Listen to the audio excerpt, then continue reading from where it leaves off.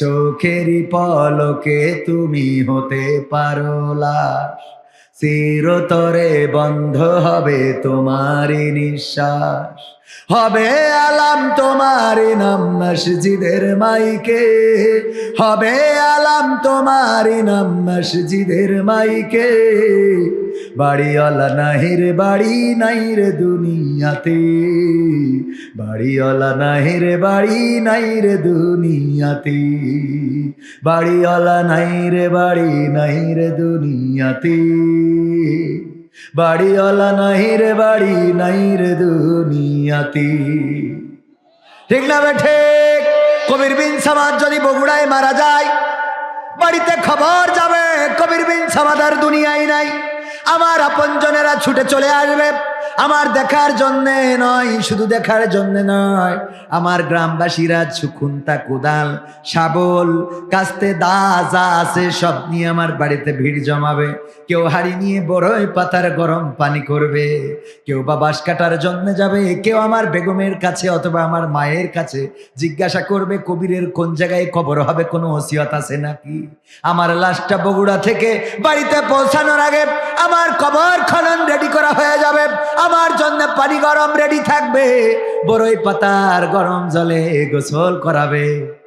আমার জন্য কোন দোকানের কাফন তৈরি হয়ে আছে জানি না, কোন দোকানের কাফন আমার অপেক্ষায় আছে জানি না, কোন ঝাড়ের বাঁশ আমার জন্য তৈরি হয়ে আছে জানি না, কোন জায়গার কবরের মাটি আমার জন্য প্রস্তুত হয়ে আছে জানি না।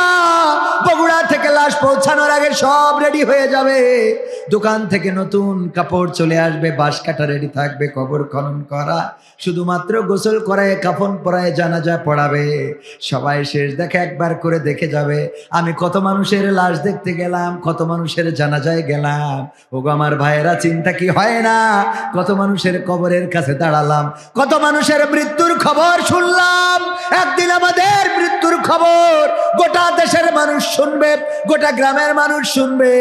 আমার মৃত্যুর খবর শোনার পরে কেউ ফেসবুকে স্ট্যাটাস দিবে, কবির বিন সামাদ চিরজনমের মতো বিদায় নিয়ে চলে গেছে। আমার শত্রু যারা, মিত্র যারা, সবাই আমার জন্য দোয়া করবে। ওগো আমার ভাইয়েরা, আমার লাশটা বাড়িতে পৌঁছানোর পরে আমি ওয়াজ করে করে হাজার হাজার লাখ লাখ টাকা কামাই করে যেই দোতলা বাড়ি বানিয়েছি টাইলস দিয়া, ওই বাড়িতে আমার ওই বাড়ির পালঙ্কের পরে একটা মিনিটের জন্যও কেউ ঘরে ঢুকায় শোয়াবে না। শোয়াবে? কেউ শোয়াবে না আপনকে। এরপরে আমার সন্তান, যাকে আমি প্রতিদিন খোঁজ নিই, আপনার সন্তান, যার সাথে একদিন কথা না বললে আপনার মনে হয় আমার খুকাটা কোথায় আছে। যদি কোনো সন্তান হারিয়ে যায়, পিতামাতা বারবার ফেসবুকে স্ট্যাটাস দেয়, টেলিভিশনে সংবাদ প্রচার করেন, পুলিশের কাছে যাই, স্যার কিছু চাই না, টাকা লাগে টাকা নেন, পয়সা লাগে পয়সা নেন, জায়গা লাগে জায়গা নেন, জমি লাগে জমি নেন, তাও আমার কলিজার টুকরারা, আমার কলিজার টুকরারে আমার কাছে হাজির করে দেন। বলে না? বলে না? এই সন্তানও মারা যাওয়ার পরে আপনার সাথে কবরে যাবে না, এই সন্তান আপনার কাছে এসে কান্না করবে, বাবা চলে গেলে, কোথায় গেলে, আমার কে দেখে রাখবে, নতুন বছরের জামা কে কিনে দেবে, ঈদের দিনে জামা কে কিনে দেবে না। এতটুকু কান্নাকাটি করে শেষ। আপনার ঘরণী, যাকে আপনি প্রাণের চেয়ে বেশি ভালোবাসেন, যার জন্য এত কষ্ট করেন, ওই স্ত্রীও 3 মাস 6 মাস 1 বছর পরে অন্যের ঘরে চলে যাবে না? যাবে না? বয়স থাকলে যাবে না? যাবে না? বয়স থাকলে চলে যাবে। ওগো আমার ভাইরা, আপনার কথা ভুলে যাবে। আজ থেকে 300 বছর আগেও এই জাগুলি গ্রামে লোক ছিল না? ছিল না? আমার দাদার নাম আমি জানি, কিন্তু আমার দাদার বাবার নাম জানি না। আমার দাদার বাবারও তো একটা বাবা ছিল না? ছিল না? বলেন তো দেখি, এখানে কেউ কি আছেন যে দাদার বাবার নাম কয়জন জানেন? আর দাদার বাবার নামও যদি জানেন, ওই বাবার বাবার নাম কয়জন জানেন? আছেন নাকি? আছেন কিনা? একজনও নাই। সুতরাং আমিও জেনারেশন লস হয়ে যাবে, আমিও চলে যাব। আমার যারা নতুন তারা আসবে, আমাদের এই জেনারেশন সব কবরে চলে যাব। 22 বছর এই মাহফিলটা হচ্ছে। কয় বছর? প্রথম যারা শুরু করেছিল তাদের মধ্যে আমার মনে হয় অধিকাংশ কবর দেশের বাসিন্দা হয়ে গেছে। ঠিক না ভাই? ঠিক। ওগো আমার ভাইয়েরা, এই জন্য আমার প্রথম নসিহা হলো, বিপদে মুসিবতে আমাদের অভিভাবক আমরা মানব কাকে? সবাই জোরে বলেন কাকে? আল্লাহকে যদি অভিভাবক মানি, যেই কথা বলছিলাম, এবার আমার সন্তান, আমার স্ত্রী, আমার মা, আমার ভাইরা, আমার গ্রামের মানুষ কাঁধে করে নিয়ে গেল কবরে। কবরে তিনজন নেমে গেল, আস্তে করে নামালো, আর ওই কবরে শুইয়ে দিল। দেওয়ার পরে একটা একটা করে বাঁশ গেড়ে দিল। দুনিয়ার আলোর সাথে সম্পর্কটা ছিন্ন হয়ে গেল। সবাই পড়ে নিল মিনহা খলাকনাকুম ওয়া ফিহা নুঈদুকুম ওয়া মিনহা নুখরিজুকুম তারাতান উখরা। এই আয়াত পড়ে নিল গো আল্লাহর বান্দা। মাটিতে বানানো হইলো, মাটিতে ঢুকানো হলো, আবার মাটিতে উঠাবেন বলে মাটি ছুঁড়ে দিল। আমার অতিথি জনাব আব্দুল মতিন মোল্লা, সেও গেল এক মুঠা মাটি দেওয়ার জন্যে। আমার বিশেষ অতিথি জাকির হোসেন ভাই গেল এক মুঠা মাটি দেওয়ার জন্যে। কত আপনজন যাদের জন্যে আমার খাওয়া ঘুম ছিল না, যাদের সাথে চায়ের দোকানে আড্ডা না দিলে পেটের ভাতটা হজম হতো না, যাদের পক্ষে মিছিল করেছি, রাজপথে দাঁড়িয়েছি, যাদের জন্য গুলিবরণ করতেও দ্বিধাবোধ করি নাই, যাদের জন্য কারাবরণ করতে দ্বিধাবোধ করি নাই, এমন নেতা সবাই গেল যার যার মতো। আমাকে কবর দিয়ে, আপনাকে কবর দিয়ে চলে আসলো। ওই কবরে আমরা বেঁচে গেলাম নাকি ফেরেশতাদের সওয়াল জবাবে আটকে গেলাম? বলেন, দুনিয়ার কোনো আপনজন কি খবর রাখবে নাকি? রাখবে? এক নম্বর হলো রাখবে না। দুই নম্বর কথা হলো, আপনি আপনার বাবার খবর কতটুকু রেখেছেন যে এই বাবা কবরে? নিজের দিয়ে চিন্তা করেন। আপনি আপনার বাবার জন্য কতটুকু দোয়া করেন? কয় ওয়াক্ত নামাজে আল্লাহকে বলেন, আল্লাহ আমার বাবাকে ক্ষমা করে দাও। আমার বাবা চলে গেল চিরজনমের মতো বিদায় নিয়ে। কয়বার কাঁদেন, অথচ আল্লাহর নবী শিখালেন, ওগো আমার সাহাবীরা শোনো, যদি কোনো সন্তান তার পিতামাতার জন্য দুটি হাত তোলে আর দোয়া করে, রব্বির হামহুমা কামা রব্বায়ানি সগীরা, হে আমার রব, আমার পিতামাতা যেমন ছোটবেলায় আমাকে স্নেহের কোলে লালন পালন করেছে, আল্লাহ তুমি আমার পিতামাতাকে তোমার রহমতের কোলে লালন পালন করো। এই কথা যদি কোনো সন্তান বলে আর তার চলে, চোখের পানি চলের পরে আসার আগে সেই হাত দুখানা আল্লাহর কবুল করা ওয়াজিব হয়ে যায়। বলেন সুবহানাল্লাহ। অথচ আমি আমার আব্বার কবরের পাশে দুইটা ঈদের দিন ছাড়া দাঁড়ানো হয় না। আমার আব্বার কবরের পাশে উমরায় যাওয়ার দিন ছাড়া দাঁড়ানো হয় না। আমি আমার আব্বার জন্য হাত তোলা হয় না, আমার দাদার জন্য তো তুলি না, আর তার বাবার জন্য তো কোনোদিন মনেই পড়ে না। ওগো আমার ভাইয়েরা, একদিন আমাদের কোথাও সবাই ভুলে যাবে, একদিন আমাদের নাম কেউ মনে রাখবে না। আব্দুল মতিন মোল্লা, কবির বিন সামাদ, আজিজুল হক জি, আবজুল ইসলাম জিহাদি, সাল ইলিয়াসুর রহমান জিহাদি, সব নামগুলো বাংলার জমিন থেকে মুছে যাবে। বলেন, ওই কবরে আমাদের সাথী হিসাবে কে থাকবে? যদি আল্লাহকে সাথী হিসাবে পেয়ে যায়, এর থেকে বড় পুরস্কার আর কিছু নাই। তাহলে সাথী হিসাবে চাইবো কাকে? কাকে? আল্লাহকে সাথী হিসাবে চাইবো। আল্লাহ বিপদে মুসিবতে যেন তোমাকে না হারায়। ও আল্লাহ, একটা ফকির যদি কোনো দরজায় যে ভিক্ষা চায়, আমার আব্দুল মতিন মোল্লার বাড়িতে যে যদি ভিক্ষা চায়, আব্দুল মতিন মোল্লা বলে হবে না। ওই ফকির মন খারাপ করে না, কারণ জানে যে আব্দুল মতিন মোল্লার বাড়ি যদি না পায়, তাইলে জাকির হোসেনের বাড়ি আমার দরজা খোলা আছে না নাই। কিন্তু আমাদের রব এমন রব, আমাদের আল্লাহ এমন আল্লাহ, যে আল্লাহ যদি ফিরিয়ে দেয় আর কোন রব আমাদের নাই। আছে? ওই আল্লাহ যদি ফিরিয়ে দেয় আর কোন রব নাই, আর কারো কাছে বলতে পারবো না আল্লাহ, আর কাউকে ডাকতে পারবো না আল্লাহ, আর কাউকে বলতে পারবো না ক্ষমা করো। সুতরাং আমরা বিপদে মুসিবতে সুখে দুঃখে আমরা আল্লাহকে অভিভাবক হিসাবে মানতে রাজি আছি না নাই? আল্লাহর শুকরিয়া আদায় করবো। গরব না চাইতেই তো অনেক কিছু দিয়েছো। এই হাত উঁচু করে কথা বলি, স্লোগান দিই, আমার নেতা এগিয়ে চলো, আমরা আছি তোমার সাথে। এই স্লোগান দেওয়ার শক্তি দিয়েছেন কে? আল্লাহ শক্তি দিয়েছেন। সুতরাং বিপদে মুসিবতে যখন যে অবস্থায় থাকি না কেন, আমরা আল্লাহকে ভুলে যাব না। সুখে থাকলেও ডাকবো কাকে? কবরের ভয়। কবরে যদি আল্লাহ সাথী হয়ে যায়, আল্লাহর নবীর স্ত্রী খাদিজা রাদিয়াল্লাহু তাআলা আনহা ইন্তেকালের সময় বললেন, ওগো নবী, আপনার কাছে আমি তিনটা জিনিস আবদার করবো গো নবী। আমার মা বোনেরা কান খুলে শোনেন, কেমন রমণী হওয়া দরকার, কেমন কবরের প্রস্তুতি নেওয়া দরকার। আল্লাহর নবীর স্ত্রী খাদিজা রাদিয়াল্লাহু তাআলা আনহা বললেন, ওগো নবী, ইন্তেকালের সময় তিনটা চাওয়া, তিনটা স্বপ্ন, তিনটা আবদার, তিনটা দাবি। আল্লাহর নবী বললেন, বলো কি দাবি?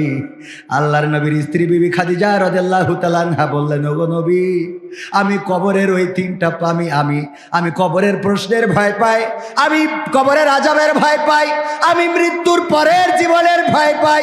ওগো আল্লাহর নবী, আমার কবর খনন করার পরে আমার কবরটায় আপনি একটু গড়াগড়ি দিবেন, আপনার দেহ মুবারকটা আমার কবরে একটু গড়াগড়ি দিবেন। 2 নম্বর আবদার হলো আমার কাফনের কাপড়টা আপনার গায়ের জামা দিয়ে করে দেবেন। আর 3 নম্বর আবদার হলো, গো নবী, যখন মুনকার নাকির এসে প্রশ্ন করবে, সওয়াল করবে, তার জবাবটা আপনি দিয়ে দেবেন। আল্লাহর নবী, আমি ওই ফেরেশতাদের সামনে জবাব দিতে পারবো না, আমার ভয় হয়, আমি পারবো না। আল্লাহর নবী আল্লাহর থেকে ইশারা পেলেন এবং বললেন, ঠিক আছে, তোমার তিনটা স্বপ্নই পূরণ করব। আম্মা খাদিজা রাদিয়াল্লাহু তাআলা আনহা ইন্তেকাল করলেন। আল্লাহর নবী কবর খনন করার পরে নিজের আলগা শরীরটা কবরের মধ্যে গড়াগড়ি দিলেন। এর কারণটা ছিল, বিবি খাদিজা বললেন, ওগো নবী, কবরের মধ্যে যদি আপনার দেহ মুবারক একটু গড়াগড়ি দেয়, ওই মাটি আমার সাথে বিয়াদবি করবে না, কাফনের কাপড়টা জড়িয়ে দিবেন, কারণ আপনার গায়ের জামাটা যদি আমার কাফনের কাপড় হয়, আল্লাহর নবী, আমি আশা করি আমার সাথে কবর বেয়াদবি করবে না, আর প্রশ্নের জবাবটা আপনি দিয়ে দেবেন, আমি ভয় পাই। আল্লাহর নবী 2টা কমপ্লিট করলেন, তারপরে কবর দেওয়া হয়ে গেল। আল্লাহর নবী রওজার কাছে দাঁড়ানো, সব সাহাবীরা একে একে চলে আসলেন। আল্লাহর নবীকে ডাকতে পারছেন না। আল্লাহ রাসূল সাল্লাল্লাহু আলাইহি ওয়াসাল্লাম দাঁড়িয়েই আছেন। হঠাৎ করে জিবরাইল আলাইহিস সালাম এসে বললেন, ওগো নবী, বাড়িতে যান, ফাতেমা কান্না করে, কুলসুম কাঁদে, জয়নব কাঁদে। আল্লাহর নবী, আপনি বাড়িতে যান, আপনার কন্যাদেরকে সান্ত্বনা দেন। আল্লাহর নবী বললেন, ওগো জিবরাইল, আমার খাদিজার 3টা ওসিয়ত ছিল, মৃত্যুর পরে তাদের ওসিয়ত পালন করা লাগে। প্রথম ওসিয়ত আমি পালন করেছি, দ্বিতীয় ওসিয়ত পালন করেছি, কিন্তু 3 নম্বর ওসিয়তের জন্য অপেক্ষা করছি। মুনকার নাকির আসার পরে আমি তাদের প্রশ্নের জবাব দিয়ে তারপরে বাড়িতে যাব। ফেরেশতা জিবরাইল জানালেন, ওগো আল্লাহর নবী, যেই খাদিজা কবরের ফেরেশতাদের প্রশ্নের জবাবের এত ভয় পেয়েছে, সেই প্রশ্নের জবাব আরশে আজিম থেকে আল্লাহ রাব্বুল আলামিন নিজেই ফেরেশতাদেরকে দিয়ে দিয়েছে। আল্লাহু আকবার। কবরের আযাবের ভয় পেয়েছেন, প্রশ্নের জবাবের ভয় পেয়েছেন, সাথী হিসাবে আল্লাহ রাব্বুল আলামিন জবাব দিয়ে দিয়েছেন। সবাই জোরে জোরে বলেন সুবহানাল্লাহ। সুতরাং আমাদেরকে আল্লাহর প্রতি এত নিবেদিত হতে হবে যেন আল্লাহ রাব্বুল আলামিন কবরের সাথী হন, কবরের বাতি হন। আল্লাহ রাব্বুল আলামিন যেন আমাদের মৃত্যুর পরের জীবন, হাসরের জীবন, আমাদের কষ্ট থেকে মুক্ত করে দিয়ে আল্লাহ রাব্বুল আলামিন পুলসিরাতের রাস্তা পার করে জান্নাতের বাসিন্দা করে দেন। সবাই বলেন আমিন। আমার যখন ফুরাবে দিন, আসবে গহীন রাতি, আমার যখন ফুরাবে দিন, আসবে গহীন রাতি, থেকো আল্লাহ জীবনে, থেকো আল্লাহ জীবনে, হয়ে চির সাথী, আসবে গহীন রাতি, আমার যখন ফুরাবে দিন, আসবে গহীন রাতি। জীবন নদীর দুকুল জুড়ে আসলে অমানিশা, থাকবে না আর 2 চোখে হায় একটু আলোর দিশা। জীবন নদীর দুকুল জুড়ে আসলে অমানিশা, থাকবে না আর 2 চোখে হায় একটু আলোর দিশা। সেদিন আমার, সেদিন আমার, সেদিন আমার অন্ধ চোখে তুমি থেকো বাতি, আসবে গহীন রাতি। আমার যখন ফুরাবে দিন, আসবে গহীন রাতি। আমার আমার বলে যেদিন কাউকে পাব না, সেদিন আমার শূন্য হিয়ায় তুমি থেকো সান্ত্বনা, তুমি থেকো সান্ত্বনা। আখির আলো নিভে যেদিন মনে আলো দিয়ে, আসবে না কেউ অন্ধ চোখে একটু আলো নিয়ে। আখির আলো নিভে যেদিন হৃদয়ে আলো দিয়ে, আসবে না কেউ অন্ধ চোখে একটু আলো নিয়ে। সেদিন আমার, সেদিন আমার, সেদিন আমার অন্ধ ঘরে তুমি আলোর জ্যোতি, আসবে গহীন রাতি। আমার যখন ফুরাবে দিন, আসবে গহীন রাতি। থেকো আল্লাহ জীবনে, থেকো আল্লাহ জীবনে হয়ে চির সাথী, আসবে গহীন রাতি। আমার যখন ফুরাবে দিন, আসবে গহীন রাতি। মারহাবা বলা যায় না? ও আমার ভাইরা, আমার যখন দিন ফুরাবে, আপনার যখন দিন ফুরাবে, গহীন রাত, এই রাতটা বলতে গভীর রাত বোঝানো হয় নাই, সন্ধ্যার পরে সকাল পর্যন্ত বোঝানো হয় নাই। যখন আমার আপনার দিন ফুরিয়ে যাবে, তখন আমাদের জীবনে এই রাত নেমে আসবে, বলেন ঠিক কিনা? সুতরাং আমরা অভিভাবক হিসাবে চাইবো কাকে? সাথী হিসাবে চাইবো কাকে? এই জন্যে আমাদের আল্লামা তারেক মনোয়ার বারবার বলেছেন, ওগো আল্লাহ, যখন দিন ফুরাবে, গভীর রাত নেমে আসবে, আল্লাহ ওই দিন তুমি আমাদের সাথী থেকো। বলেন দেখি, আল্লাহ যদি কারো সাথী হয়ে যায়, তার আর কি কোনো ভয় থাকে, দুশ্চিন্তা থাকে? থাকে? সুতরাং আমরা আল্লাহকে সাথী হিসেবে পেতে চাই না? চাই না? কারা কারা চাই? দুটি হাত দেখতে চায়। লিল্লাহি তাকবীর, লিল্লাহি তাকবীর। আল কোরআনের আলো, আল হাদিসের আলো, লিল্লাহি তাকবীর। ওগো আমার ভাইরা, আল্লাহ যদি সাথী হয়ে যায়, কেন ভয় থাকবে না? কেন দুশ্চিন্তা থাকবে না? একটা উদাহরণ দিয়ে এই আলোচনা শুরু করব।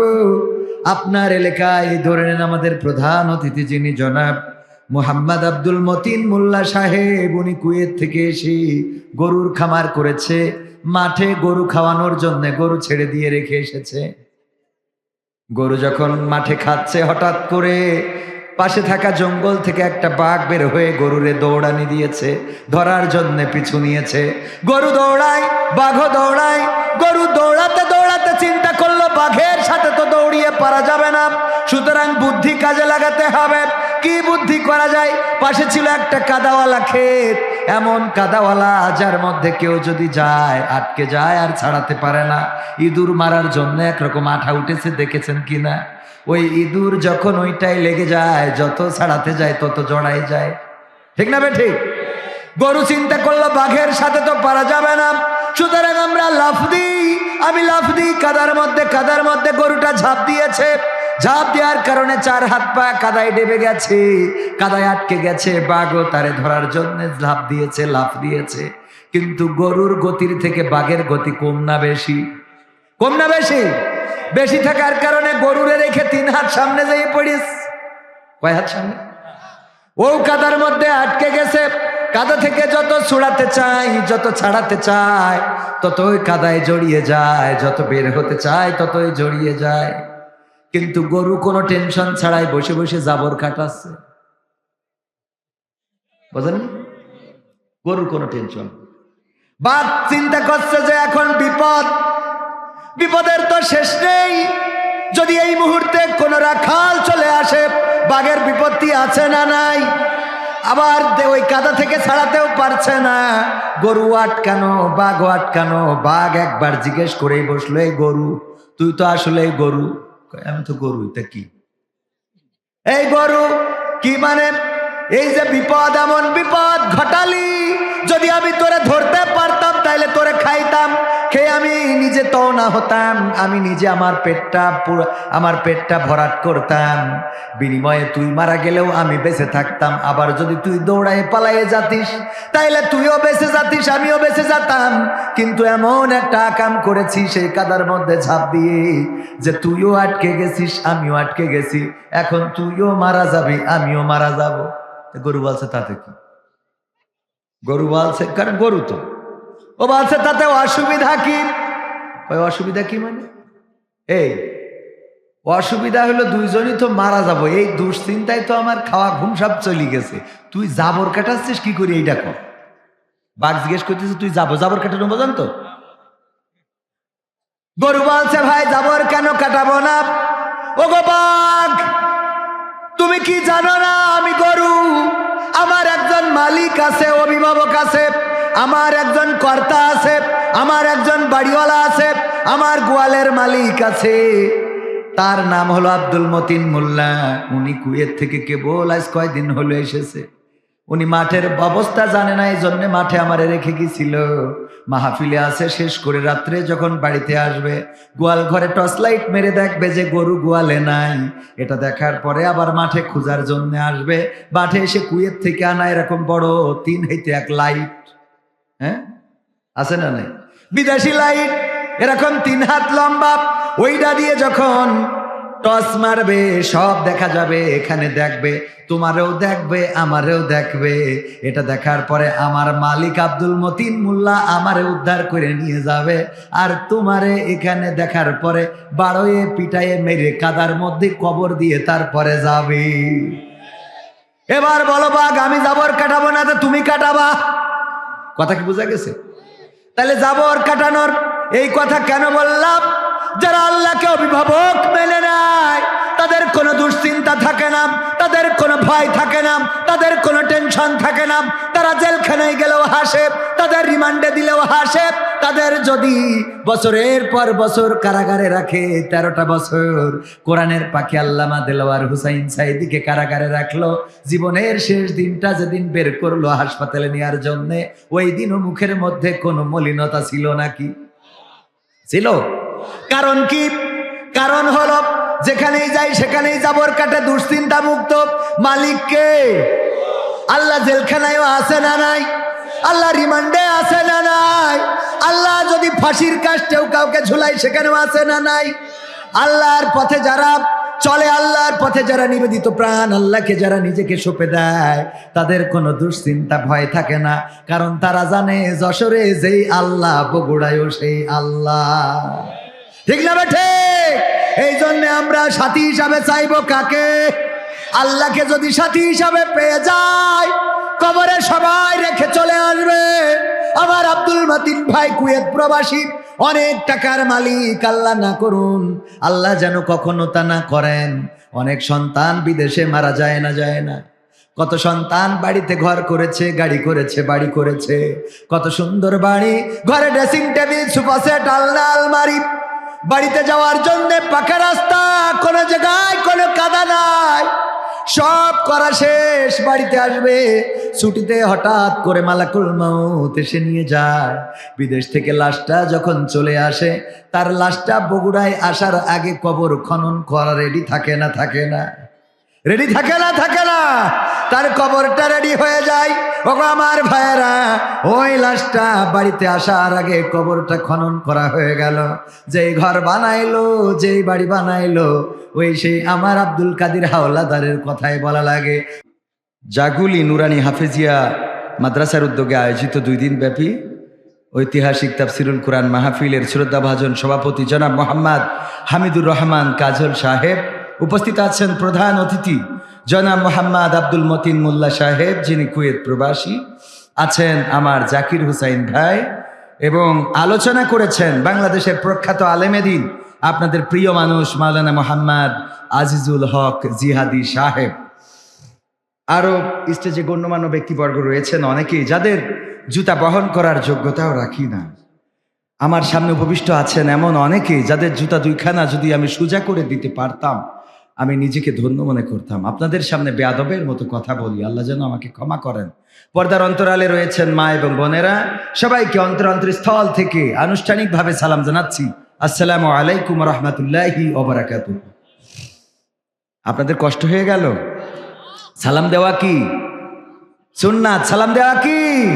আর উত্তর দেওয়া আসসালামু আলাইকুম রহমতুল্লাহ। দেখেন, সালাম আল্লাহ রাসূল সাল্লাল্লাহু আলাইহি সাল্লাম যখন বললেন সালাম যে দেয় সে 90 নেকি পায়, আর যে উত্তর দেয় সে 10 নেকি পায়। সাহাবীরা জিজ্ঞাসা করলেন, আল্লাহ রাসূল, আমরা একজনকে একাধিকবার কি সালাম দিতে পারবো? আল্লাহ রাসূল সাল্লাল্লাহু আলাইহি সাল্লাম বললেন, চোখের আড়াল হয়ে যে আবার যদি চোখের সামনে আসে সালাম দিবা। আল্লাহ রাসূলের সাহাবীরা কি করতেন, যখন রাস্তায় চলতেন, মাঝখানে খেজুর গাছ, এই খেজুর গাছের ডান পাশ দিয়ে একজন যেতেন, বাম পাশ দিয়ে একজন যেতেন, এই ডান পাশ আর বাম পাশ দিয়ে যে খেজুর গাছ থেকে যতটুকু আড়াল হয়েছে আবার দেখা করে সালাম দিতেন। বলেন সুবহানাল্লাহ। চিন্তা করতে পারেন আমলটা কাকে বলে? খেজুরের গাছের একটু আড়াল হয়েছে, ওই পাশে যেয়ে আবার সালাম দিত, আসসালামু আলাইকুম রাহমাতুল্লাহ। সকালবেলা ঘুম থেকে উঠবেন, ঘুম থেকে ফজরের নামাজের সময় উঠে যখনই প্রথম কারোর সাথে, মার সাথে, ভাইয়ের সাথে, বাবার সাথে দেখা হবে, আগে সালাম দিবেন, আসসালামু আলাইকুম রাহমাতুল্লাহ। এটা দোয়া যে আল্লাহর শান্তি এবং রহমত আপনার উপরে বর্ষণ হোক। আপনি যাদেরকে ভালোবাসেন তাদের পরে আল্লাহর রহমত আর শান্তি বর্ষিত হোক, এটা চান কি না? চান না? চান না। সুতরাং দেখা হইলেই সালাম, দেখা হইলেই সালাম, এটা একটা দোয়া আবার সওয়াব। সুতরাং এই কাজগুলো করতে আমাদের কোনো আপত্তি আছে? বাড়িতে স্ত্রীকে কি সালাম দেওয়া যাবে? যাবে না? যাবে না? যাবে, তবে আজকে যেই দিয়েন না, কালকে দেবেন। বলবেন হুজুর আজকে কেন দেব না? আজকে দিলে অনেকেই মনে করবে আপনার জেন লেগেছে। কি লেগেছে? কারণ এতদিন তো বাড়িতে যেই বলে, এই দরজা খোল, এই এত দেরি হচ্ছে কেন, দরজা খোল, এতদিনের আঙাজ তো অন্যরকম। আজ যেই যদি বলেন আসসালামু আলাইকুম, বউ বলবে আম্মা আপনার ছেলের মনে হয় জেনে ধরিয়েছে, জেনে ধরিয়েছে, ও তো এসে সালাম দিয়া বান্দা না। ও এসে যখন ধমক দেয় মুখ থেকে মনে হয় কাঁচা গুড় গন্ধ বেরোচ্ছে, কারণ সিগারেট খায়। আছে না নাই? মুখের কাছে মুখ নিয়ে যাওয়া যায় না। এক ভাবি বলতেছে যে তোর ভাইয়ের পাশার কাছে মুখ নিয়ে যায়, তা মুখের কাছে না। এরকম আল্লাহর বান্দা আছে না নাই? এখন এই আল্লাহর বান্দা যদি হঠাৎ করে দিয়ে আপনি দিয়েন না, না আপনি দিয়েন না, আপনার চেহারা ভালো আছে, আল্লাহ কবুল করুন, বলেন আমিন। আল্লাহ আমার ভাইজানকে নেক হায়াত দিন, বলেন আমিন। তো সালাম দিবেন, মনে থাকবে ইনশাআল্লাহ।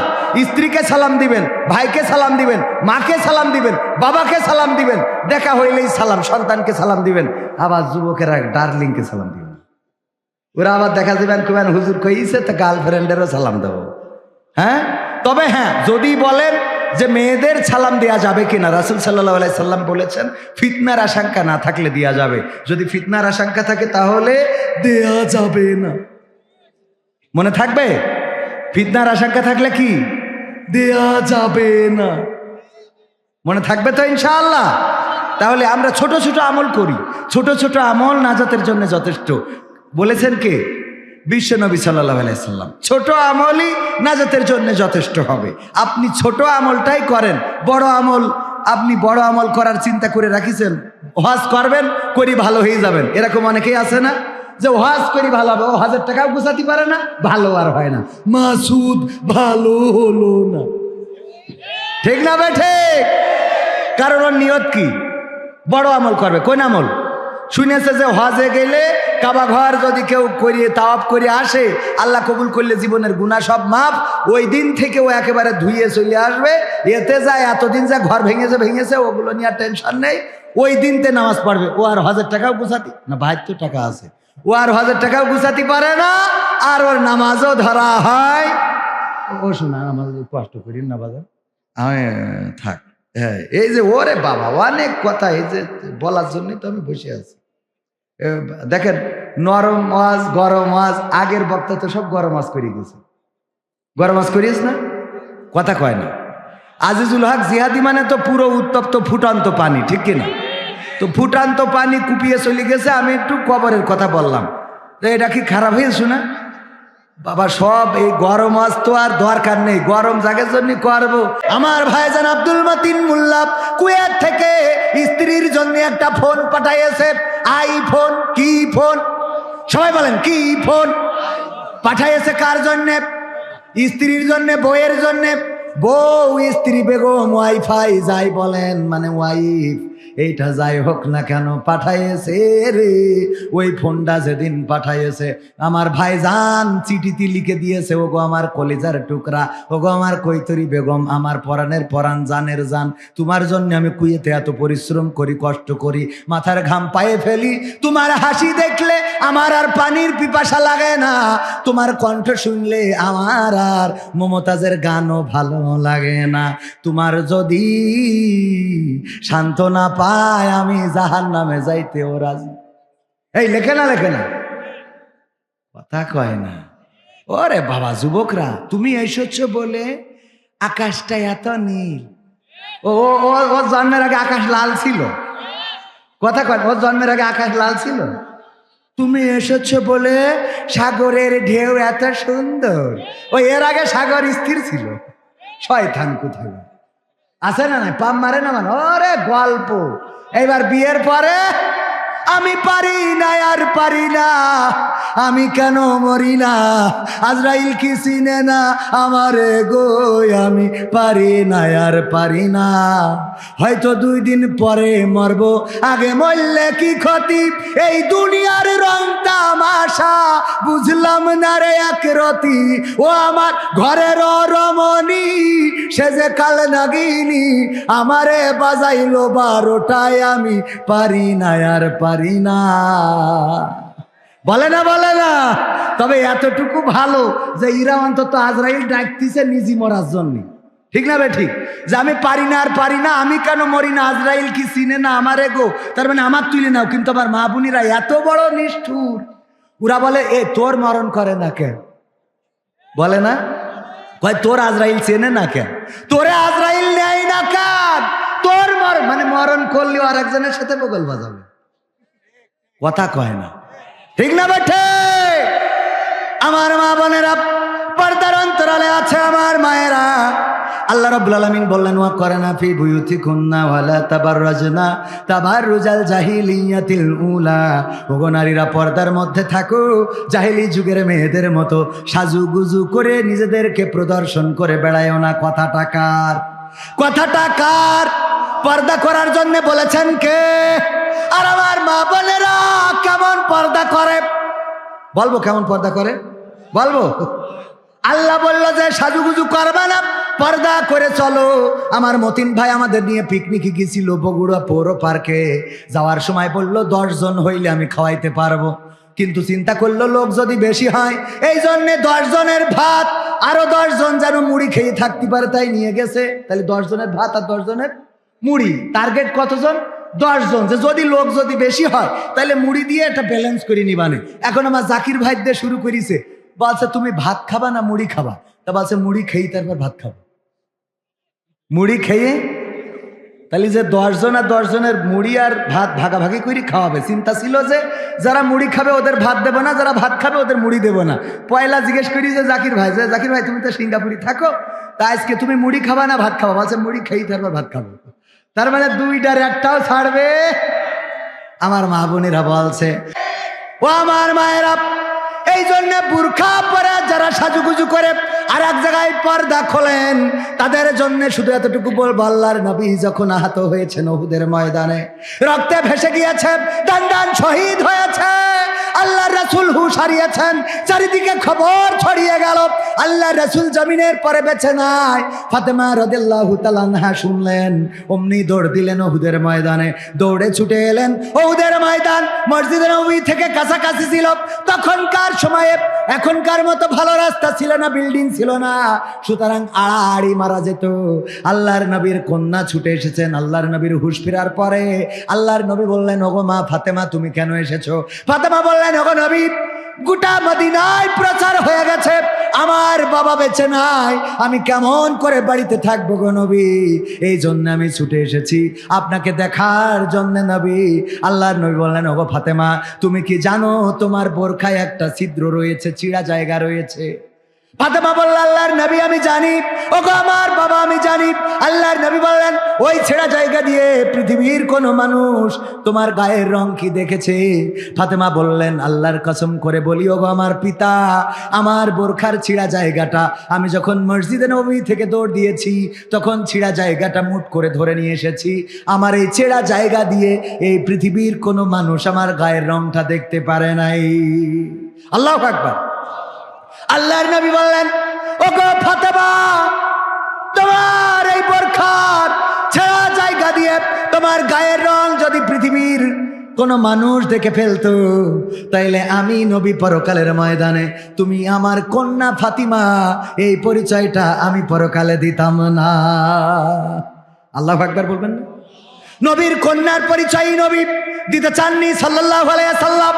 যদি গায়ের রং অন্যরা দেখে বলে, আর এখন আমার মা বোনেরা গায়ের রং দেখাতো যেমন তেমন, বিদেশে থাকে আর ফোন কল, স্বামীর সাথেও ভালো করে কথা বলে না, কিন্তু বল্টু যখন ফোন দেয়, হ্যাঁ বল্টু ভাই কেমন আছেন আপনি, এতদিন পরে আমার কথা মনে পড়লো বুঝি। হ্যাঁ, এর মধ্যে হঠাৎ করে মতিন ভাই যদি ফোন ঢুকায়, বল্টু ভাই একটু লাইনে থাকেন, আমি একটু আসতেছি, একটু হোল্ড করলাম। এই কি হয়েছে তোমার? এই কুয়েত থেকে খালি ফোন দাও কেন সারাদিন? তোমার কোনো কাজ নেই, খালি ফোন দেওয়া লাগে তোমার।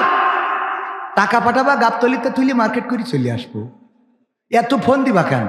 বোর কাছে এত ফোন দিতে হয় কিসের জন্য? বউ হারাই যাচ্ছে না, আর একজন খাই করাই লাগবে। এটা যদি করাই লাগে তাহলে আমার হাদিয়া দিতে হবে, কারণ আমার তো ওয়াজের হাদিয়া নিয়ে আসছে, এটার জন্য তো হাদিয়া নিয়ে, এটার জন্য আমার তো গালাগালি খেতে হতো, তো হাদিয়া নিয়ে ওয়াজের হাদিয়া নিয়েছি, কিন্তু এই হালোর হাদিয়া নেই। এখন তো এই হালো বলেই নেই, কোনো ওয়াজে বলিনি, ও বলা বাদ দিছি, ওটা বলা বাদ, ও কথা আর বলি না। ভাইয়েরা আমার, হাদিয়া বের করেন, হাদিয়া বের করেন পকেট থেকে। হাদিয়া না দিলে হ্যাঁ 10 টাকা, তাহলে কার কাছে ধরাইতে হবে?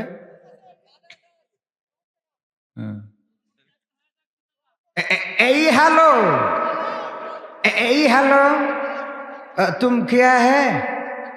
नरेंद्र मोदी है? हाँ, तुम्हारा बोला है बांग्लादेश तो हिंदू मुसलमान दांगा नहीं लगिया था, तो तुम्हारा देश वो मीडिया को ऐसा क्यों प्रचार किया था? हाँ, तुम्हारा देश वो ज्यादा आदमी है, वो बॉर्डर को पास ये आशिया झमेला करिया था, क्यों झमेला करिया था? हमारे देश तो कुछ भी नहीं हुआ। तुम्हारा लोग हमारे मुसलमान साइफुल इस्लाम आलिफ के मारिया फेलिया था, अब तुम्हारा गला उঁচু करिया था, क्यों? चोरेर मार बड़ गला, ताई ना? पाका मुखरा जगह खुঁজে পাও না, কাটি খুলি দেওয়ার দরকার তোমাকে। বর্ডারে এসে ঝামেলা করতেছে কিসের জন্য? Why, what is this? হ্যাঁ, ওই জাতিসংঘের শান্তি রক্ষা পাঠাতে কে বলিয়া থা? ও মমতা ব্যানার্জি তোমার কাছে দাবি জানাইছে। মমতা ব্যানার্জি এতদিন শেখ হাসিনার বিপক্ষে ছিল, এখন আবার কি হয়েছে? এখন আবার এমনি এমনি কথা বলে কিসের জন্য? বাংলাদেশে হিন্দু মুসলমান বেশ ভালো আছে, कोई बात नहीं है, तुम्हारा शांति रक्षा बाहिनी नहीं लगेगा, तुम्हारा बॉर्डर को पास नहीं गोलमाल करा लगेगा, तुम्हारा मीडिया सावधान करो, तो गैर मीडिया अपप्रचार क्यों करेगा? बांग्लादेशे हिंदू मुसलमान बौद्ध ख्रिस्टान मिले मिशे आसे, तुम्हारा अपप्रचार थामाओ। अपप्रचार यदि ना थामाओ, मुसलमान यदि एक बार खेपे ताइले किन्तु तार काटार बेड़ा मानबे ना। এই ভারত বাংলাদেশ ইসলামী আন্দোলন কায়েম করি, তারপর বসবে। আমার রাসূল বলিছে গাজওয়ায়ে হিন্দ হবে, যুদ্ধ হবে হিন্দুস্তানের সাথে। এই যুদ্ধ এত তাড়াতাড়ি ডেকে এনো না, খেলা হবে। তোমারা ভালোভাবে বলে দিচ্ছি, সাবধান হয়ে যাও, সাবধান হও, না হলে কাঠি খুলি ফেলবো, কাঠি খুলি ফেলবো মনে যেন থাকে। অপপ্রচার করার জায়গা খুঁজে পাও না। না, ধন্যবাদ ধন্যবাদ। ও আমার ভাইয়েরা, এগুলো আমার একটা প্রতিবাদের ভাষা, এগুলো আমার কি প্রতিবাদের। সম্মানিত ভাইয়েরা, আমার দাদার দেশ, তারা অপপ্রচার চালাচ্ছে তাদের মিডিয়ার মাধ্যমে। আমার বাংলাদেশে কোনো দাঙ্গা লাগে নাই, আমার বাংলাদেশে হিন্দু বৌদ্ধ খ্রিস্টান মারামারি লাগে নাই, বরং আমার বাংলাদেশে অ্যাডভোকেট সাইফুল ইসলাম আলিফকে উগ্রবাদী হিন্দুরা হত্যা করেছে। তার প্রতিবাদে বাংলাদেশের মুসলমানেরা কোথাও কোনো সহিংসতা করে নাই, শান্তিপূর্ণভাবে প্রতিবাদ জানিয়েছে। বলেন ঠিক কিনা? সুতরাং বাংলাদেশ নিয়ে যারা চক্রান্ত করছে, তারা বাংলাদেশের দুশ্মন, তারা ইসলামের দুশ্মন, তারা মুসলমানদের দুশ্মন। আমার দাদার দেশের মিডিয়াগুলো অপপ্রচার শুরু করেছে। এই অপপ্রচার বাংলাদেশ শুধু নয়, গোটা বিশ্ববাসী বয়কট করেছে, কারণ তারা জানে এই দাদার দেশে ষড়যন্ত্র তৈরি হয়, আর এই ষড়যন্ত্র পুশ করা হয় পাকিস্তান বাংলাদেশে। বলেন ঠিক কিনা? তাদের প্রতিষ্ঠিত রয়ের এজেন্ট এবং তাদের দালালেরা বাংলাদেশকে অস্থিতিশীল পর্যায়ে নিয়ে যেতে চায়। আমরা তাওহীদি জনতা বেঁচে থাকতে তা হতে দেব? 1952-তে রক্ত দিয়ে প্রমাণ করেছিলাম, রক্ত দিতে জানি, জীবন দিতে জানি, শহীদ হতে জানি, কিন্তু আমরা মায়ের ভাষার অধিকার ছাড়তে জানি না। 1971-এ রক্ত দিয়ে প্রমাণ করেছিলাম, রক্ত দিয়ে দেব, জীবন দেব, শহীদ হব, বাংলাদেশের মাটির অধিকার ছেড়ে দেব না। 1924-এ এসে রক্ত দিয়ে প্রমাণ করেছি, রক্ত দেব, জীবন দেব, শহীদ হব, স্বৈরাচার মেনে নেব। 2025-এ যদি কোরআন কায়েমের জন্য ডাক দেওয়া হয়, কোরআন বুকে ধরে রাজপথে থেকে রক্ত যদি দিতে হয়, রক্ত দেব, জীবন দেব, শহীদ হব। রক্তের সাগরে সাঁতার কেটে কেটে একটি রক্তাক্ত বিপ্লবী কালেমার পতাকা উড়াতে রাজি কারা কারা দেখতে চায়?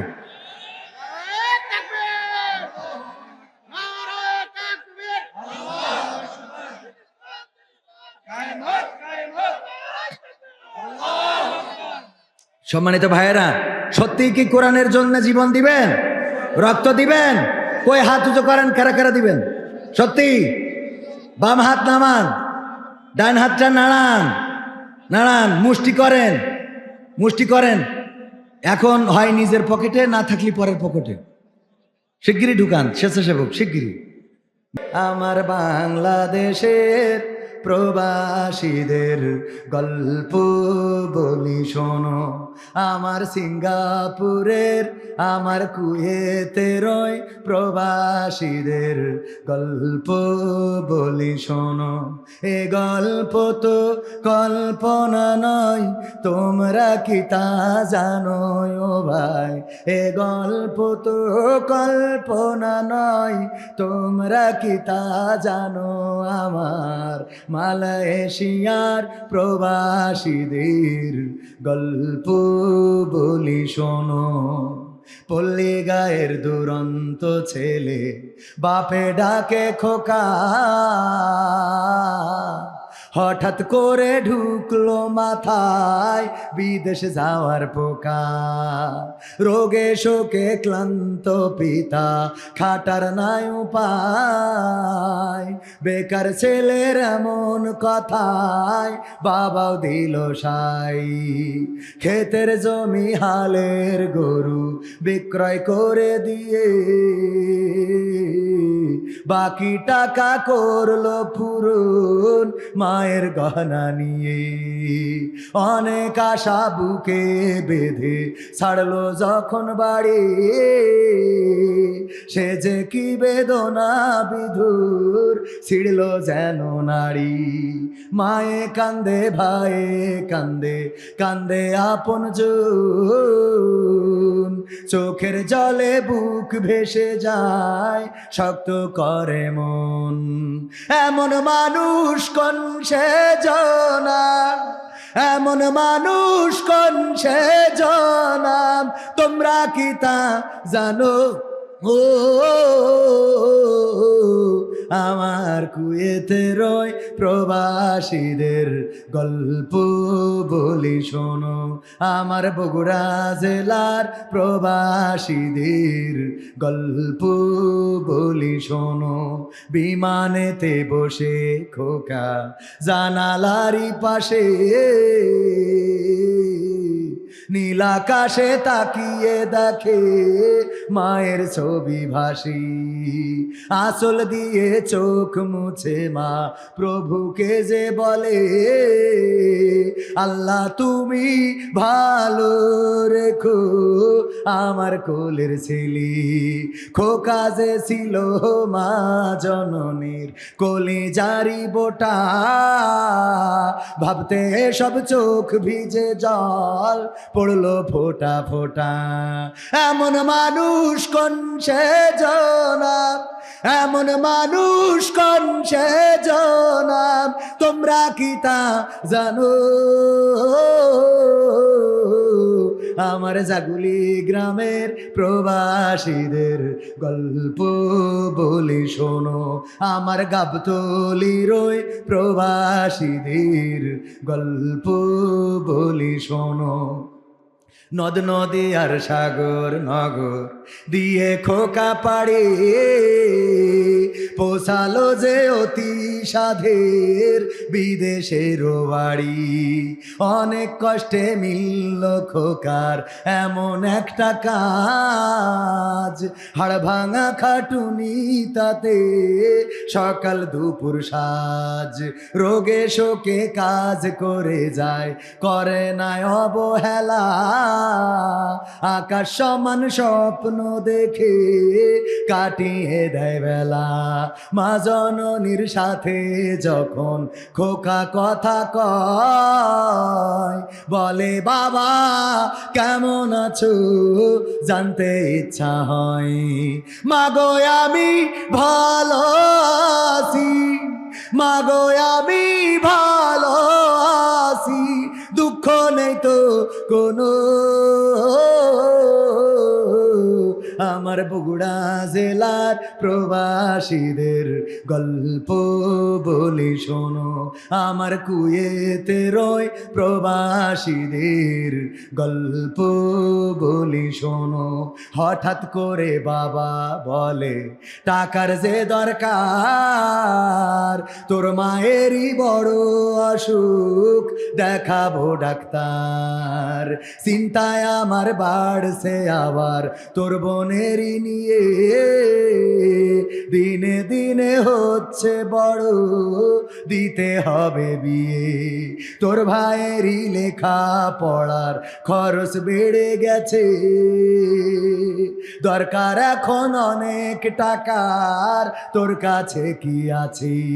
পাইনি বেতন এখনো খোকা, পকেটটা যে ফাঁকা, তবুও বলে ভেবো না বাবা দেব আমি টাকা। এমন মানুষ কোন সে জানা, এমন মানুষ কোন সে জনাব, তোমরা কি তা জানো?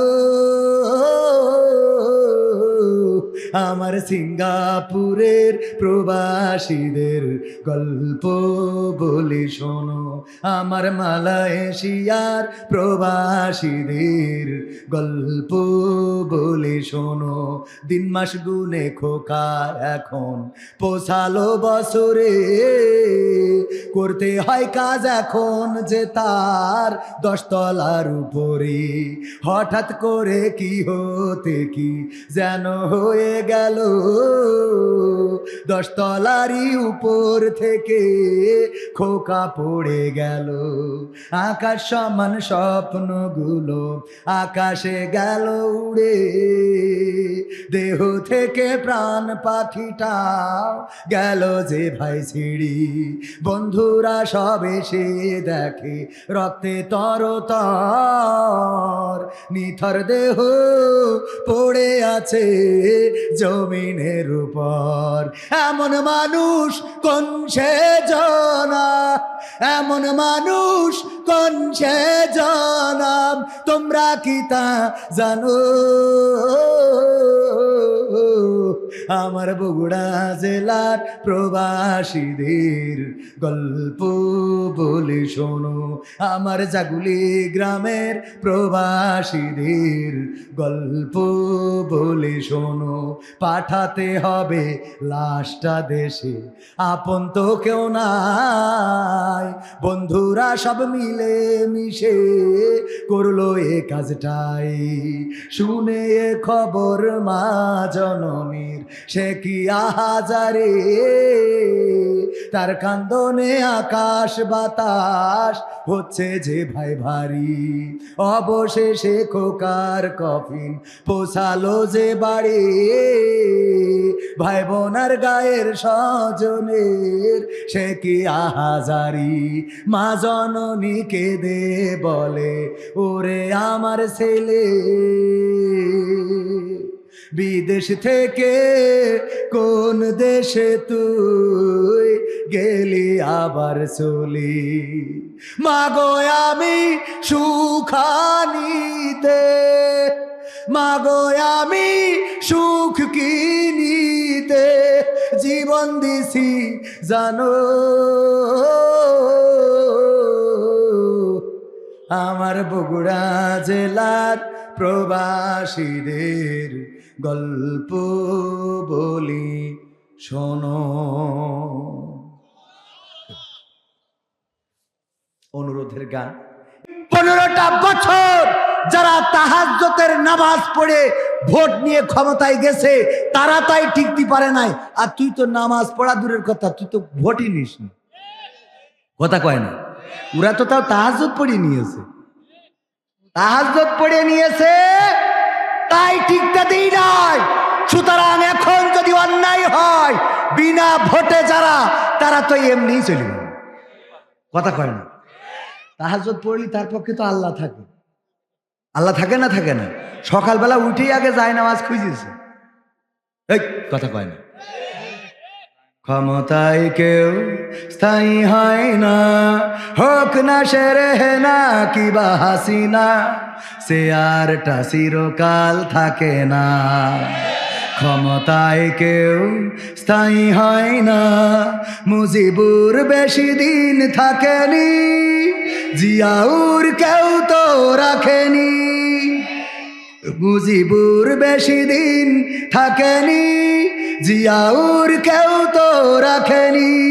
এরশাদ চলে গেছে পৃথিবী ছেড়ে, এরশাদ চলে গেছে পৃথিবী ছেড়ে, কেউ আজ তার কথা কয় না। ঠিক না বেঠে? ক্ষমতায় কেউ স্থায়ী হয় না, হাসিনা ক্ষমতা ধরে রাখতে আয়না ঘর বানিয়েছিল, জনগণের রোশানলে দাদার দেশে পালিয়ে গেল। হাসিনা ক্ষমতা ধরে রাখতে আয়না ঘর বানিয়েছিল, জনগণের রোশানলে দাদার দেশে পালিয়ে গেল। ডিবি হারুনের পাশে আর, ডিবি হারুনের পাশে আর পরিমণিদের দেখা যায় না। ক্ষমতায় কেউ স্থায়ী হয় না, হোক না সেরে না কিবা হাসিনা, সে আরটা চিরকাল। এভাবে যদি আল্লাহকে পাওয়া যেত তাইলে আমার নবীর সাহাবীরা কেন যুদ্ধ করলো? কেন আমার নবী তায়েফে মার খাইল? কেন আমার নবীর মাথায় উটের নাড়ি ভুড়ি চাপিয়ে দেওয়া হলো? কেন আমার নবী সাল্লাল্লাহু আলাইহি ওয়াসাল্লাম শিয়াবে আবু তালিবে প্রায় 3টি বছর কারারুদ্ধ রইলেন? কেন আমার নবীকে দেশ থেকে বিতাড়িত করা হলো? কেন আমার নবী 27টি যুদ্ধ করেছেন নিজ হাতে তরবারি নিয়ে? কেন আমার নবীর উহুদের যুদ্ধে দান মোবারক শহীদ হয়ে গেল? কেন আমার নবীর মাথার হেলমেট ভেঙে মাথায় ঢুকে গেল? কেন আমার নবীর রক্ত জমিনে পড়ল, কেন আমার নবীর সাহাবীরা শহীদ হলো।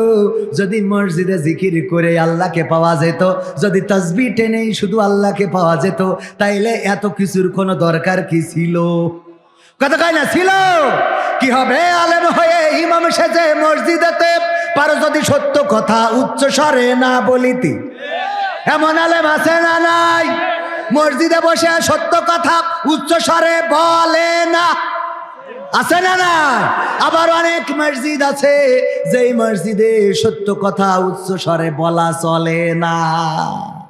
ঠিক না ঠিক? কোন ইমাম আছে বলে না, আর কোন মসজিদ আছে যেখানে সত্য কথা চলে না।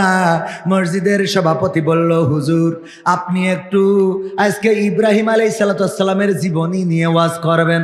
কতদিন হয়ে গেল ইব্রাহিমের জীবনীটা শুনি না। হারে কত সুন্দর নবী ছিল আমাদের জাতির পিতা, তার নিয়ে একটু ওয়াজ করবেন হুজুর। ওয়াজ করার পরে জুম্মার বয়ান শেষে, নামাজ শেষে ডাক দিয়েছে, হুজুর এইদিকে আসেন, এইদিকে আসেন। কি হয়েছে? আমি বললাম কি আর আপনি করলেন কি? কি বলেছেন আর কি করেছি? ভুল কি করলাম? বলল আমি ইব্রাহিম আলাইহিস সালামের জীবন নিয়ে আলোচনা করতে বলেছি, আর আপনি দেখলাম নমরুদের জীবন নিয়ে পড়েছিলেন।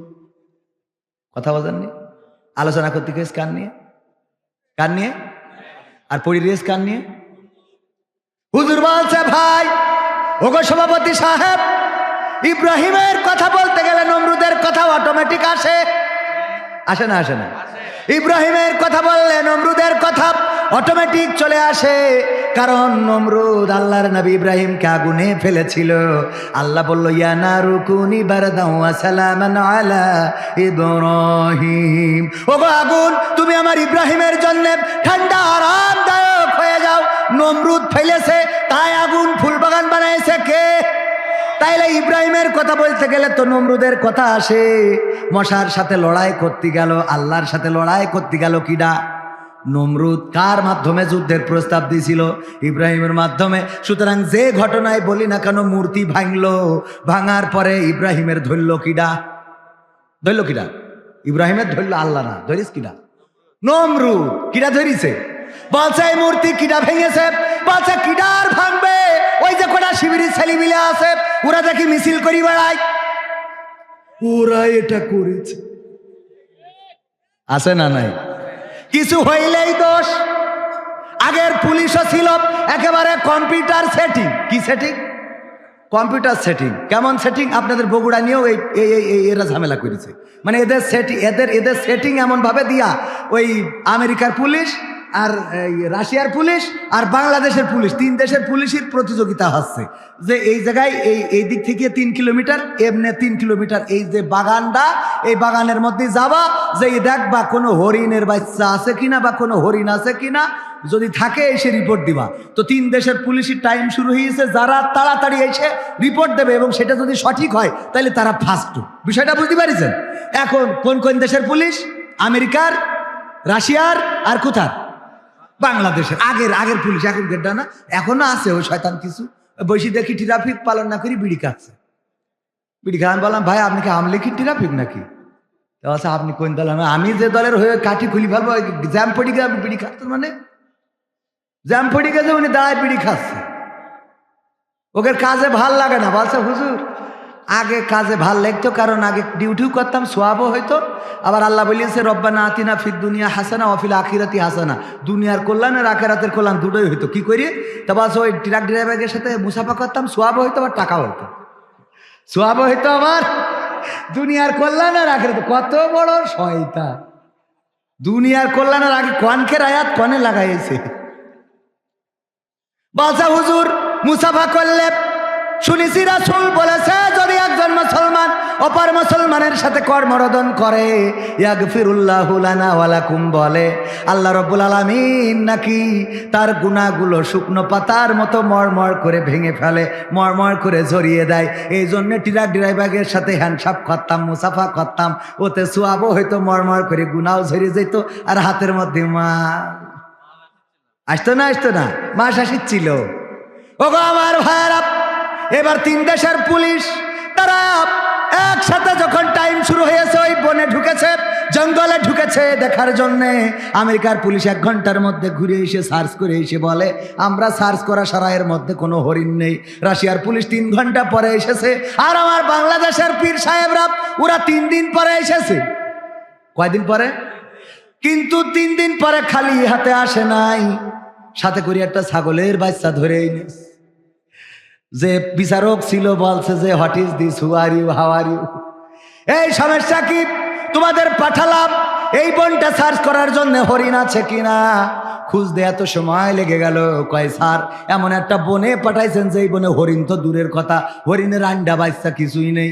কয় নেই, এটা তো আমাদের আমেরিকার পুলিশ 1 ঘন্টায় বুঝেছে, রাশিয়ার পুলিশ 3 ঘন্টায় বুঝেছে, তোমাকে 3 দিন লাগলো কেন? বলছে 3 দিন লাগলো এই জন্যে যে যেহেতু আমরা বাগানে ঢুকেছি আর আপনারা খুঁজছেন হরিণ, তো হরিণ যেহেতু পাওয়া যায় নাই, কি করা যায় গবেষণা করে খুঁজে বের করলাম। আজ যাই হোক অন্তত একটা ছাগলের বাচ্চা ধরে নিয়ে যায়। কয় ছাগলের বাচ্চা দিয়ে কি করব? বলছে এর রিমান্ডে দেন, দিলি ও রিমান্ড থেকে বলবে আমি ছাগল না আমি হরিণ। এর রিমান্ডে দিলে কি বলবে? ও নিজেই বলবে আমি হরিণ। এই জন্য আমাদের আল্লাহর ওলিরা যদি কিছু হতো সাথে সাথে বলতো কি এটা বিএনপি জামাতের কাজ, ওরাই করেছে, ওরা ছাড়া এই কাজ কেউ করেনি। ঠিক না বেঠে? ইব্রাহিম তার সময় মূর্তি ভাঙা হলো, বলল কিডা করেছে?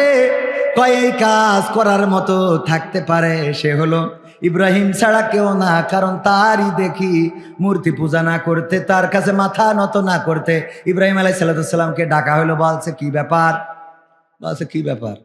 বলছে এই মূর্তি ভেঙিস কিটা? বলছে বড় কুড়ইল যার ঘাড়ে রয়েছে, মানে বড়টার কান দেবার কুড়ইল বাতাই ঠিক আছে। বলছে ওর কাছে জিজ্ঞেস করা যে কুড়াইল ওর ঘাড়ে, আমার মনে হয় যে খাদ্য খাবার নিয়ে গোলমাল করছে, যে একে অপরের মাইরিতে ভূত বানাইতে দিয়েছে। বলছে ওগো ইব্রাহিম লজ্জা কেন দাও, লজ্জা কেন দাও? তুমি কি জানো না এই মূর্তিগুলো কথা বলতে পারে না? আল্লাহর নবী ইব্রাহিম আলাইহিস সালাম বললেন যেই মূর্তি কথা বলতে পারে না সেই মূর্তির সামনে কেন খাওয়া, সেই মূর্তির সামনে কেন মাথা নোয়াও, সেই মূর্তিকে কেন রব মেনে নাও? সুতরাং তোমরা ওই রব বাদ দিয়ে তোমরা সেই রবকে মেনে নাও। আমি যেই রবের দিকে মুখ ফিরিয়েছি, ইন্নী ওয়াজ্জাহতু ওয়াজহিয়া লিল্লাযী ফাতারাস সামাওয়াতি ওয়াল আরদ হানিফা ওয়া মা আনা মিনাল মুশরিকিন। আল্লাহ নবী বললেন আমি মুখ ঘুরিয়ে দিলাম কোন দিকে? এই আসমান জমিন যিনি সৃষ্টি করেছেন আর এর মধ্যেখানে যা কিছু আছে সব কিছুর যে স্রষ্টা তার দিকে মুখ ঘোরালাম। এই কথা ইব্রাহিম আলাইহিস সালাম বললেন নমরুদের সামনে। হুজুর বলছে দেখেন ভাই, ইব্রাহিমের কথা বলতে গেলে তো নমরুদের কথা চলে আসে। বলছে আসে, আসুক, কোনো অসুবিধা নাই, কিন্তু সমস্যা হলো যখনই আপনি নমরুদের নাম বলেছেন তখন দেখছিলাম আপনি আমার দিকে তাকাচ্ছেন। কথা কি বোঝা গেছে? কথা কি বোঝা গেছে? তার মানে কিছু মসজিদ আছে হক কথা বলা চলে না, আর কিছু ইমাম আছে হক কথা বলে। কি হবে আলেম হয়ে ইমাম সেজে মসজিদেতে, পারো যদি সত্য কথা উচ্চ স্বরে না বলিতে। চাকরি ভাই করো যদি ছেড়ে দাও ইমামতি, চাকরি ভাই করো যদি ছেড়ে দাও ইমামতি। কি হবে ধোঁকা দিয়ে আল্লাহকে, কি হবে ধোঁকা দিয়ে আল্লাহকে, কি হবে বেঁচে থেকে অযথা বিদ্যা শিখে যদি না গড়তে পারি শোষণবিহীন সমাজটাকে। কি হবে বেঁচে থেকে, কি হবে নেতা হয়ে জনবলে ঘাড় ফুলিয়ে 7 মাথা গরম দেখে যদি থাকো ঘরে শুয়ে। এমন নেতা আছে না নাই? 7 মাথা যেই গরম ওর মাথা ঠান্ডা করে বাড়ি চলে গেছে। ঠিক না বেঠে? সমাধান খুঁজে খুঁজে ক্লান্ত হয়েছো যারা, সমাধান যদি পেতে চাও সব পথ গিয়ে ভুলে কোরআন দেখো খুলে। সমাধান যদি নিতে চাও সমস্যা যত সব দূর করে দিবে রব, সমস্যা যত সব দূর করে দিবে রব যদি তুমি যাও চেয়ে যাও সমাধান। সমাধান খুঁজে খুঁজে ক্লান্ত হয়েছো যারা, সমাধান যদি পেতে চাও সব পথ গিয়ে ভুলে কোরআন দেখো খুলে। সমাধান যদি নিতে চাও, কোরআন ধরি না বলে, কোরআন পড়ি না বলে চারিদিকে হই লাঞ্ছিত। কোরআন জানি না বলে, কোরআন মানি না বলে সব অধিকার বঞ্চিত। কোরআন ধরি না বলে, কোরআন পড়ি না বলে চারিদিকে হই লাঞ্ছিত। কোরআন জানি না বলে, কোরআন মানি না বলে সব অধিকার বঞ্চিত। মরিচিকার পিছে না ঘুরে মিছে মিছে, মরিচিকার পিছে না ঘুরে মিছে মিছে, কোরআনটা খুলে দেখে না সমাধান। সমাধান খুঁজে খুঁজে ক্লান্ত হয়েছো যারা, সমাধান যদি পেতে চাও সব পথ গিয়ে ভুলে কোরআন দেখো খুলে, সমাধান যদি নিতে চাও। কোরআনেই বলাই আছে কোন পথে চলবে, কোন পথে মিলবে মুক্তি। কোরআনেই লেখায় আছে কোন পথে শান্তি, কোন পথে আসবে শক্তি। কোরআনেই বলাই আছে কোন পথে চলবে, কোন পথে মিলবে মুক্তি। কোরআনেই লেখায় আছে কোন পথে শান্তি, কোন পথে আসবে শক্তি। আলে আর আলোয়ে প্রতারিত না হয়ে, আলে আর আলোয়ে প্রতারিত না হয়ে কোরআনটা খুলে দেখে না সমাধান। সমাধান খুঁজে খুঁজে ক্লান্ত হয়েছো যারা, সমাধান যদি পেতে চাও সব পথ গিয়ে ভুলে কোরআন দেখো খুলে, সমাধান যদি নিতে চাও। কোরআনেই খুঁজে পাবে সংসার নীতি, আর কি হবে রাষ্ট্রের নীতি। কোরআনের আইন চললে দেশে দূর হবে সব দুর্নীতি। কোরআনেই খুঁজে পাবে সংসার নীতি, আর কি হবে রাষ্ট্রের নীতি। কোরআনের আইন চললে দেশে দূর হবে সব দুর্নীতি। মানব রচিত মাতে শান্তি খুঁজো না পথে, মানব রচিত মাতে শান্তি খুঁজো না পথে, কোরআনটা খুলে দেখে না সমাধান। সমাধান খুঁজে খুঁজে ক্লান্ত হয়েছো যারা, সমাধান যদি পেতে চাও সব পথ গিয়ে ভুলে কোরআন দেখো খুলে, সমাধান যদি নিতে চাও। কোরআনে বলাই আছে কোন পথে পরাজয়, কোন পথে আসবে বিজয়। কোরআন দেখানো পথে চললে মানুষ থাকবে না তার কোনো ভয়। কোরআনেই বলাই আছে কোন পথে পরাজয়, কোন পথে আসবে বিজয়। কোরআন দেখানো পথে চললে মানুষ থাকবে না তার কোনো ভয়। দুনিয়া আখিরাতে শান্তি পাবে তাতে, দুনিয়া আখিরাতে শান্তি পাবে তাতে, কোরআনটা বুকে তুলে নাও সমাধান। সমাধান খুঁজে খুঁজে ক্লান্ত হয়েছো যারা, সমাধান যদি পেতে চাও সব পথ গিয়ে ভুলে কোরআন দেখো খুলে, সমাধান যদি নিতে চাও। সব সমস্যার সমাধান সবার বিশ্বাস হয় না, হয় তাহলে এত আস্তে কেন? একটু জোরে বলা যাবে না? সব সমস্যার সমাধান, সব সমস্যার সমাধান। ইতিপূর্বে মাহফিল করতে গেলে অতিথি রাখা লাগতো, চেয়ারম্যান, মেম্বার, এমপি, মন্ত্রী রাখা লাগতো না? লাগতো না? আমরা ক্ষমতা চেঞ্জ হওয়ার পরে, আগেও তো বুঝেছিলাম, আর চেঞ্জ হওয়ার পরে তো দেখলাম কারোর ঘরের মধ্যে 10 টাকা 5 টাকা করে জমা করিয়েছে 300-400 কোটি টাকা। সুবহানাল্লাহ, ও নাউজুবিল্লাহ। 10 টাকা 5 টাকা করে কোটি কোটি টাকা, খাটের নিচে টাকা, ফ্রিজের মধ্যে টাকা, বিদেশে টাকা, সুইজারল্যান্ডে টাকা, লন্ডনে টাকা, আমেরিকায় টাকা। ব্যবসা বিজনেস দেশে রাখে নাই, সব বিদেশে। ওগো আমার ভাইরা, এই জাতীয় নেতাদেরকে আমরা কোরআনের স্টেজে প্রধান অতিথি বানাতাম আর স্লোগান দিয়ে আনতাম। ধরে নেন আল্লাহর জমিনে আল্লাহর দিন কায়েম হয়ে গেছে, চোর যদি চুরি করে শাস্তি ডাকি। হাত কাটার পরে প্রধান অতিথি ধরেন আমার ওবায়দুল কাদের কাকা, ও যদি চুরি না করে তো পালাইলো কেন? কথা কয় না? চুরি না করলে তো দাঁড়াই থাকতো। তার মানে চুরি করেছে যারা, পালিয়েছে তারা, ঠিক না বেঠে? চোর যারা পালালো তারা। চোর কি দিনের আলোয় চুরি করে না রাতের অন্ধকারে? রাতের অন্ধকারে মালিক যদি গলা ঝাড়া দেয়, চোর কি ওই বাড়িতে আর থাকে? তার মানে বাংলাদেশের মালিক যারা, তারা গলা ঝাড়া দিয়েছে আর আমার নেতারা চলে গেল। এখন বাংলাদেশে যদি কোরআনের আইন কায়েম হয়ে যায়, যাওয়ার পরে ধরেন এই চোরদের সব ইন্টারপোলের মাধ্যমে বাংলাদেশে নিয়ে এসে যখন ঘেসাং ঘেসাং করে কেটে দেওয়া হবে, পরে যদি চট করে তারা ঢুকেও পড়ে, এরপরে ধরেন হাত কাটা স্টেজে উঠে যদি বলে, ভাইরা কেউ চুরি করবা না, তাহলে খেলা হবে। আপনারা বলবেন কাকা আপনার হাত কই? তবে আমার হাত ওই যে কুইশাল আছে গ্যান্ডারি, আপনারা কি বলেন?